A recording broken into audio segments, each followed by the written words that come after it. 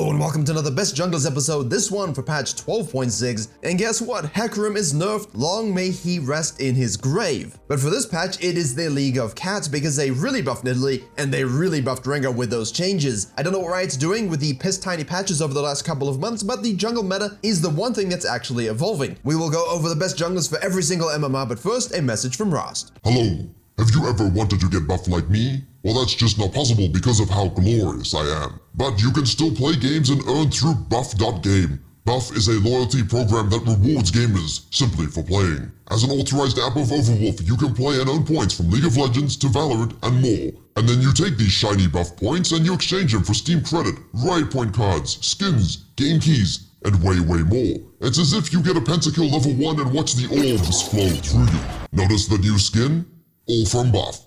Much like the Udyr and Hecarim meta, you do not have to do anything. Just let buff run in the background, grind solo queue like the beast you are, and know that the app will not impede your PC performance. Available for free worldwide. Download buff with a link in the description below to play and earn. And as we get into the S tier page, remember you can get all the infographics for this on my Patreon along with coaching VODs and coaching signups. Despite her win rate never being really that great, Diana is still the quintessential benchmark jungler. She farms the best, she can skirmish the best, and she scales the best. The problem is, while you're doing high variance ganks trying to maintain some sort of experience and gold parity with her highness, she's busy farming and taking your stuff, taking objectives, getting a few kills here and there, and then becoming a demonic hellbeast that can one-shot you even if she's down a few levels. She can also split push, so Diana overall is the metric by which all junglers are measured in terms of their jungle viability. Riot loves to have her here, you guys like to play it. Although she is beatable, she is still the thing you don't want to let get out of control because when she does, you will lose. Next up, we have a Bug Life, and he is enjoying himself a Bug's Life. Whatever evolve path you choose, you can actually go forth and destruct. The thing is about Kha'Zix, even though he's a slower clearer and he doesn't match the tempo of Diana, and he never really did, even during those Hecarim Udyr days and the AFK farming days, he was still relevant in the meta. Because if you 5 camp and cut in terms of getting into the crab zone first, in terms of making sure those ganks come through before the enemy jungler finishes their clear, whatever gets you a small lead here and there will allow you to remove the enemy jungler from the game. Using your ISO damage, your counter jungling, and your sneaky R evolve into those lanes to gank, you are slippery, your damage is absolutely insane, and no jungler can really 1v1 you when you get a small lead. Make sure you are dynamic with your early game pathing and your game plans. Don't just AFK farm, don't really think the game's gonna come to you. You're still an assassin. So even if you die a few times early, if you get, more kills and deaths, usually that's enough to propel you forward, and then you can take over the game at that 8 to 12 to 13 minute mark. Following this, we have Graves, the Cigar Man. Always something that's really good in the jungle, although lately he's seen a lot more. Despite the fact that he usually goes up and down a little bit based upon matchups and counter matchups, he currently has 3 very strong atomization pathways. You can go full crit, you can go full lethality, or you can simply go bruiser, or you can mix and match as much as you want. And this dynamic, along with, being able to cater to the specific matchups you're against, along with his ability to simply out jungle everyone no matter what the game plan, invades, counter jungling, split pushing, ganking a lot, 10 CS a minute, AFK, let your team die and just carry later on.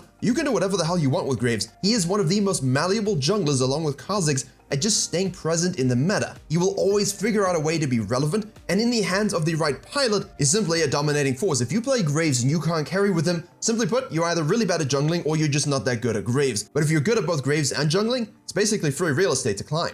Next up, we have Shaco, and I've used Demonic Hellspawn, in this video, but I suppose he is the Demonic Hellspawn incarnate. As much as I absolutely despise and hate this champion, as you would have seen in my gameplay channel, I am still filled with admiration for those who strategically use his unique kit in the most interesting of ways. Unique clears into unique angles into unique pressure that no other jungler can do is the reason why many Chacos actually play the champion. Couple that with item diversity and some really wacky shit that I'm seeing lately involving chem tanks and sunfires. I don't know what's wrong with you people. But the champion inherently is strong in solo queue. The champion is inherently strong in those who can think outside of the box. And the problem with a lot of League players is when they think outside of the box, they forget what was in it in the first place, and then they just get lost and they lose. Chaco players don't suffer from this problem. Next up, we have Viego. He is a champion. He is well designed for 200 GM metas. He is also a champion that needs to stop building Divine Sundering. Can you do it in a Hyelo? Yes. Do one-tricks and pro players do it in high elo? Yes. Remember, they're in high elo. It's a different game, it's a different environment, and yet it still isn't the statistical best option. Please think deeply about your mythic choices, ladies and gentlemen. Kraken is a beast. Trinity Force is a beast. You can do so many cool things in terms of your full build path. Research it, think about it, do the math, try different builds out, learn to feel. And that's intentional because Viego feels way too much, obviously. But yes, it requires you to play him differently. Sometimes you can really be a pseudo-assassin, so you're squishy when you go in, but your healing from your passive is absolutely insane. The key to being a Viego one-trick, as most of you like to be, especially from coaching as people tell me, is to understand the full limitations of the champion with a full itemization spectrum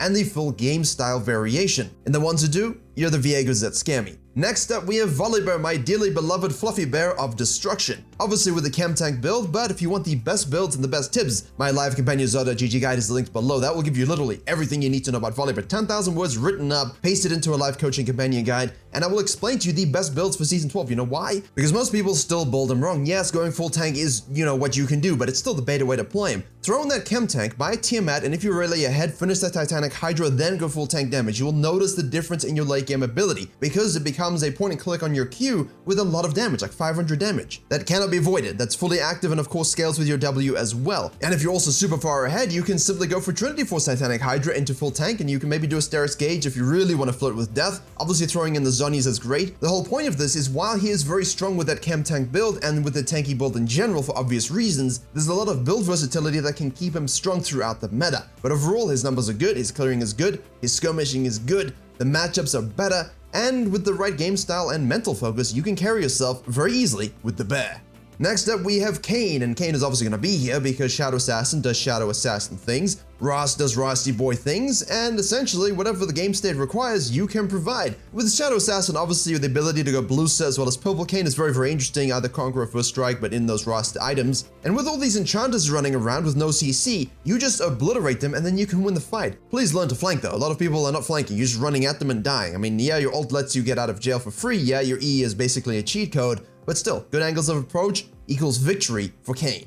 And finally, Rengar is back. All hail, all rejoice the cat. Most of you won't, but all my fellow Rengar mains and the one-tricks around us are really, really happy with this. I did cover this last night on the gameplay channel. Please check it out. I will link it below. I go over all the changes, and basically in that video, what I show is, and what's amazing, is that we see literally every single change and the benefits that you get from them. The velocity stack timer going from 8 to 10 seconds is huge. The true sight on the E is beautiful for bush fighting. The crit on Q is hilarious with a lot of damage. And of course, the vision increase around your ultimate is something so nice. He feels much more modern, he feels stronger, and obviously the win rate is compromised by everyone learning Rengar. Look, he's still complicated. He's still going to take you 100 games to get used to. You're not going to suddenly pick Rengar up and become a master. Still, that same learning curve remains. But overall, S+ jungler, in my opinion, in the right hands. Just don't first time it and tell me I'm wrong, because it will take time for you to learn him and become one with the cat.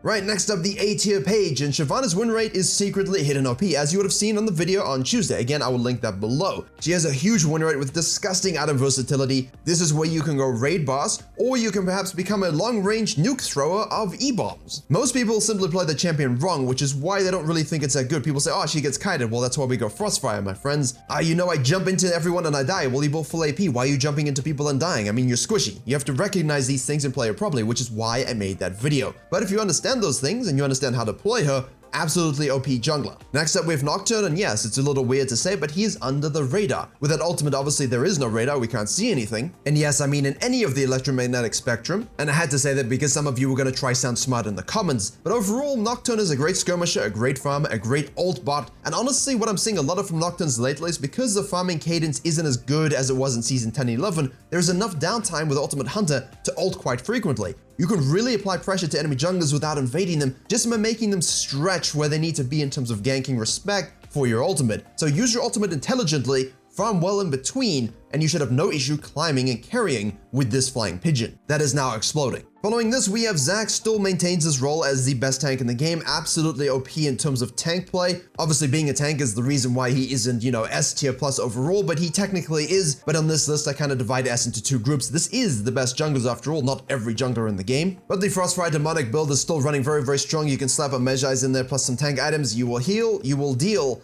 and you will disrupt. Next up, we have Echo, and he's still, again, also under the radar, but for some reason, the win rate is so good and the play rate is substantial, but I don't see enough of him in coaching and in general VOD review. Scaling, one-shot ability, and obviously the tracking and counter ganking is our bread and butter in terms of the early game because we don't really AFK farm as much. But once you get going, you're almost unkillable and you can simply carry any game doing whatever the hell you want. And yeah, that's about it. Following Echo, we have the Underground Queen, Rek'Sai. Again, also a little bit quiet on the front in terms of play rate, but the win rate is still good and she still suits the meta absolutely fine. Should you want to full clear first, you can, although again, I'm still recommending make sure you have early impact, get yourself snowballing, learn your combos properly, really get used to playing with jungle flow in this situation. By that I mean nothing should result in you standing still for long periods of time. Sure, you can wait for a gank standing still, but it should be intentional. You should not be compromising your farm, compromising your ganking. You should always be doing farming and ganking very fluidly, then leaning on invades, become that backline assassin to remove Soraka from the game, and really just take over. Next up, we have Fiddlesticks, also lowering down a little bit because I don't really see him really as effective as he has been in the past. The current meta is a lot more high-paced for him than he would like, and while you can still farm and do your regular things, the nerfing of Predator has reduced your impact. You can go first strike for mega cash money investment, and he is so unique that no one really knows what he does, but it is predictable at this stage in terms of the first clear, so you need to make sure you're using your effigies, your control ward, path appropriately, and just know when to pick your moments. Don't overcommit and make yourself fall behind. Just maintain control and you'll always be useful. Now, normally I wouldn't put Nidalee here, but those buffs are really substantial. For a champion like this, as complicated as this, to have a 50% win rate or just under it is really insane. In high elo, she's absolutely popping off, and I don't really recommend her unless you are Diamond Plus because of the investment in terms of mechanical prowess and learning how to actually pilot her. But that heal range increase is really nice, but the AoE damage radius on the W bounce is also super good. Small changes like this to a very complicated champion can usually result in a really nice swing. Finally, we have Kindred. I don't really have much to say about them. They are performing as they have been the whole season, always underrated, but definitely a snowball choice. You have to have early aggressive pathing, 4 camps, 3 camps, invades. You're not looking to wait and scale. That is a complete misconception about Kindred.